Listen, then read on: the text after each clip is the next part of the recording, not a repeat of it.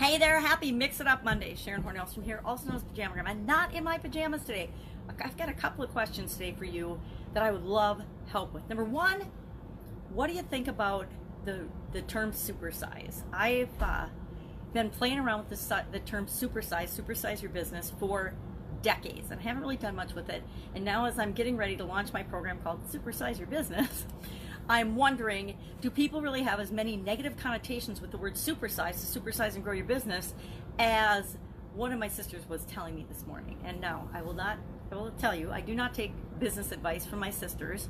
I do not take hardly any advice from my sisters. Some I do, but some not.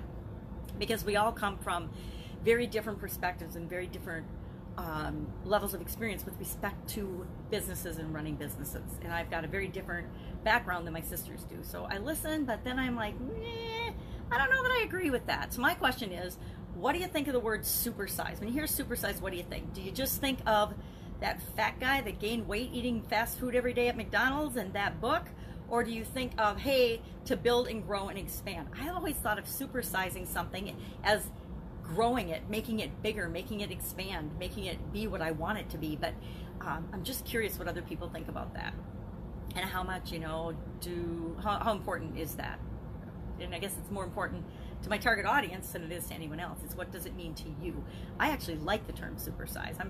Could be because I'm only like 5'1.5", and so thinking that I could be supersized is pretty awesome. Anyway, I call this Mix Up Monday because I'm making my videos much later than usual today. Sometimes I have to mix things up and make them later. Had a sleepover with my amazing 4-year-old granddaughter and my sister because her family's traveling for spring break, and she said, let's have a girls' sleepover because her family's all boys. She's got one son and then her husband, so she's like, let's have a girls' sleepover. So we had a very fun girls' sleepover. But this morning, when it was time to go to school, we had a little bit of a 4-year-old meltdown, not wanting to go to school. Now, she only goes for 3 hours, and then she comes and hangs out with me for the rest of the day. But she definitely was feeling sad. I think her dad's traveling, and so she's missing him.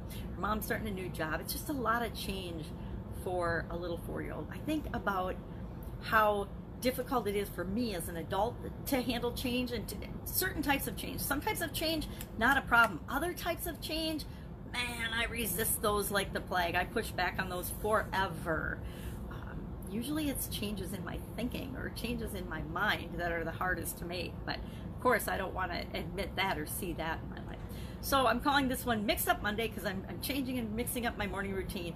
Kind of like Meltdown Monday because the little gal had a meltdown, which of course makes me just want to melt down and cry, right? I hate to see my little gal so sad. Isn't that true though? We hate to see the people we love and care about hurt or sad or upset about anything. And the truth is, there's nothing we can do about it. We can love them, and that's about as much as we can actually do. People have to work through their own stuff. Me included. We all have to work through our own stuff. Morning, Angie. So, question. What am I working on? Well, we've got the live challenge workshop coming up on March 23rd, noon March 23rd Eastern time. I'm doing a 5-day challenge to teach people how to use challenges to make sure that they never have challenges with their business in the future. Get all the people that you absolutely positively want for your business coming to you so that you're not chasing them, you're not chasing after and struggling all the time. One of my biggest challenges in the different businesses that I've been in, except for corporate America, because we had whole divisions that took care of sales and finding customers and attracting people, and they had their challenges, but they weren't my personal challenges in those organizations.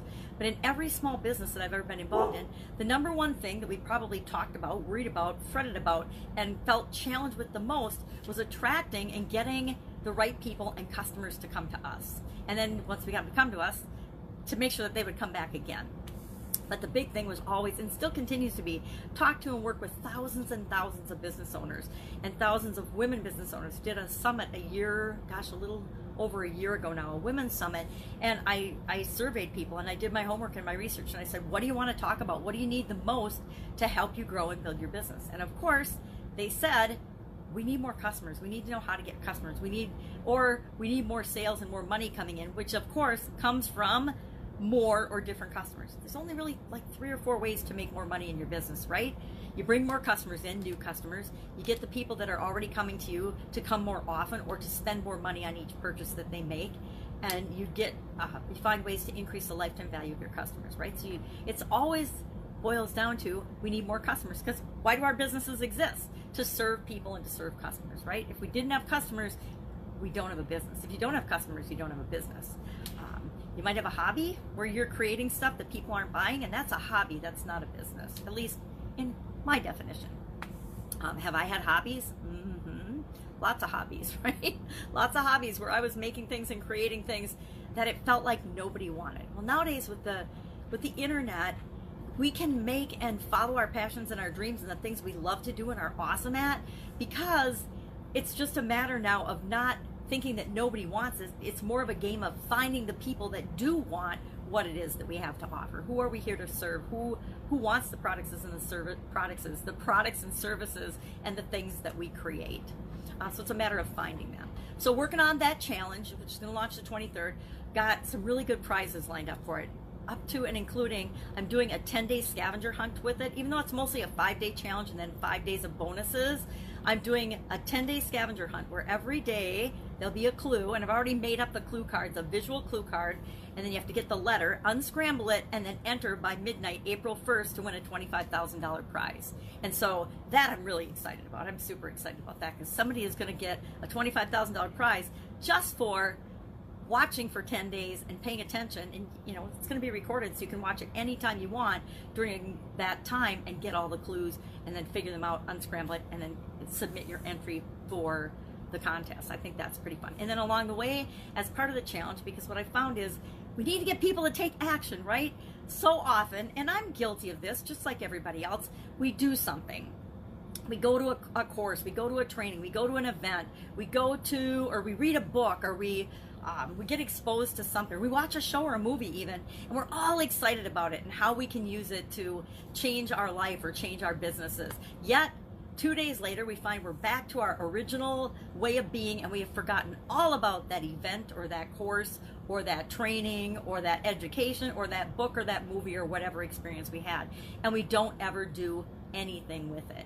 Now, the older I get, the better I get at selecting what I am going to participate in, knowing that as I go in, I'm going to figure out, well, how am I going to apply this? What am I going to do with this before I even commit to or decide that I'm going to take a course or read a book or things. But back, in the day, I never planned ahead of time. I just went to stuff that I thought would be awesome and fun to learn about. And then a lot of times I would get busy and I wouldn't apply any of it, or hardly any of it. Have you ever signed up for a course and not finished it? Have you ever signed up for a challenge and not finished it? I do challenges all the time, and I think it's about 85% of the people that start a challenge actually don't finish it. I purposely don't start a challenge unless I know I'm going to finish it now. And once I start it, I make sure that I commit to it. And once I commit to it, I know I'm going to finish it. But I watch, I do other people's challenges as well as my own, and I watch the people just fall off. The first day you'll have 500 people watching a challenge, and then, you'll have maybe 50 people doing the homework and posting their comments. Then the second day you have maybe 350 people watching it, and then there's maybe 25 people putting in the comments. By the end of the challenge, if you have 5 or 6 people out of 500 that are actually doing the homework throughout the whole thing, which, secret, guys, guess what? If you want to win some of the prizes and get the results that people do, go around and do people's challenges. It is the quickest, fastest, easiest way to get a result that you want. And since most people drop off and don't participate, you have a really good chance of winning their prizes. I just did somebody's challenge, and I won a coaching session with her, which I love her. She actually was part of my Women's Summit, but I was the one that participated the most in her challenge, because I told myself she did a really cool thing. She had a spy theme with it, and she did clues, and she did extra bonus things to earn points, and I wanted to see how she was doing her challenge. And so I did it, and I participated in it, and I had a lot of fun, and I ended up winning a great prize. I mean, she gets thousands of dollars for doing one-on-one consultations, and I got that because I showed up and I participated. So there's a little insider secret. If you want to win prizes, if you want to do things, 90% of life is just showing up and participating, right? You get out of things what you put into them. So challenges, that's enough on challenges today. So I'm doing the Live Thrive Challenge. I'm doing a 20-day countdown to the Live Thrive Challenge. And today is day 14, and I haven't done that yet. I record that video after this one, but I'm going to record it. It's all about the question why, and the importance of why. Now, it's not about understanding why other people do things, because guess what? Half the time, they don't even know why they do things. So we are certainly never going to understand why people do the things they do. But we do want to understand why we do the things we do. Why do we want to create a business? Why do we want to participate in a challenge? Why do we want to be in a certain relationship?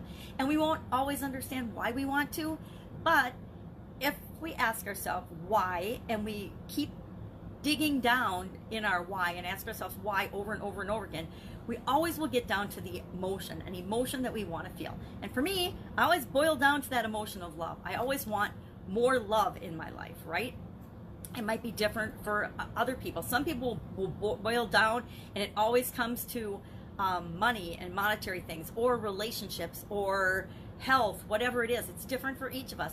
But mine, I've done this exercise enough, and almost everything I do, everything I build, everything I create is because I want to give more love and receive more love in my life. That's just what it boils down to. It's used to be more about the money. When I was younger, it was all about making more money, making a bigger impact. And now it's more about making a bigger impact, but it's more about actually making that impact and having other people improve their lives than it is about me improving mine. I got what I want. I've got what I need. And so it becomes more important to watch and help other people to achieve those things than for me to get more money or more stuff. So today it's all about the why. So we'll talk about that in the Thrive Challenge Workshop next. If you're interested in being a part of the Thrive Challenge Workshop, March 23rd, it will be in my Thrive Challenge group. Yeah, and I'll put the link in the comments below, just in case you want to. I'm going to actually record on the page I have a Thrive Challenge page and a Thrive Challenge group, and I will record in the Thrive Challenge page for a lot of reasons, and I share that in the challenge. But then I will actually have the assignments posted and the post where you can put your assignment and participate in the scavenger hunt on the Thrive Challenge group. So you want to join the group, and you have to answer the questions. There's 3 questions. They're like, I can't even remember what they are. They're probably, do you want to be in the challenge? Will you commit to doing it? Yada, yada, yada. And people will all say yes. And then again, 87% of them or so will drop off and never finish even the 5-day challenge. And that's okay, because I do challenges to look for the people that are looking for me and that are looking to get the result that I'm promising in the challenge. I've done so many challenges. I was going through some old fobs, old USB drives a week or so ago as part of a sale of a property, the final property with my ex-husband. Finally got rid of our last property together this last week, and I had to look for some information and some documentation with respect to that property, which I still have a couple things to do for that now that I'm reminding myself of it. But I found like challenges on things that I had totally forgotten that I'd even done before. That's how many of them I've done. But they're fun, and they're a way for me, and I know it works for me, to get a result I want in days that would normally take me months or even years to accomplish. But if I put a focused effort on it, I know I can get really good results for myself and for other people in a really, really short, condensed period of time. So working on the challenge. Fun day, 365-day challenge. Today was day 62, and it was actually about procrastinating and encouraging people to procrastinate. So I kind of laughed at that one, because I think I've spent most of my life trying to get over and to not procrastinate. So that was a fun one. And then what else have we got? That's about it. I'm freeing up my schedule this afternoon to just totally hang out with the little one and help her, and then I'll put some pieces together for the challenge. But that is about it on my agenda this week. I have got a big birthday coming up this week, at least big to other people. I don't think it's a big deal, but they do, because I'm old, so, and they're, I think, surprised I'm still here. So they want me to go out of town. So I'll probably go out of town this week too, which means videos on the road, which I think are always fun. I think we're going to go up to the cabin, but we might take the little gal, the little 4-year-old with, so that'll be interesting. My sisters and I are going to have a meeting about it on this afternoon when she comes back from day school. And we'll have a little chat about it and see what we're going to do. And then we'll have to see if her mom will let her be out of school for a couple of days. It's 4K, right? She can miss 4K. Although I will admit, I'm terribly guilty about taking my kids out of school for family vacations. I always thought it was more important that we had that experience as a family than whatever they were covering in school that week. They can always pick that up and make that up, but they can't replace that experience that we had as a family. So different philosophy. I definitely had arguments with the school system and the administration about that, but it's like, yeah, that's why I'm the parent. My kids do what I think is in their best interest, not necessarily what you think is in their best interest. School administrators don't always want to hear that. But again, I sort of believe that we do what we're going to do and what we think is right for us, and then we ask for forgiveness instead of asking for permission. Right? Have an absolutely amazing day. If I can help you in any way, ask in the comments below. I'm on a big push to remind people to ask for help. Ask for what you need.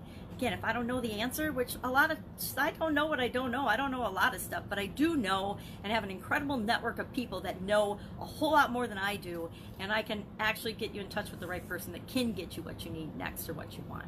Have an absolutely fantastic day, and I'll, of course, be with you tomorrow. Bye.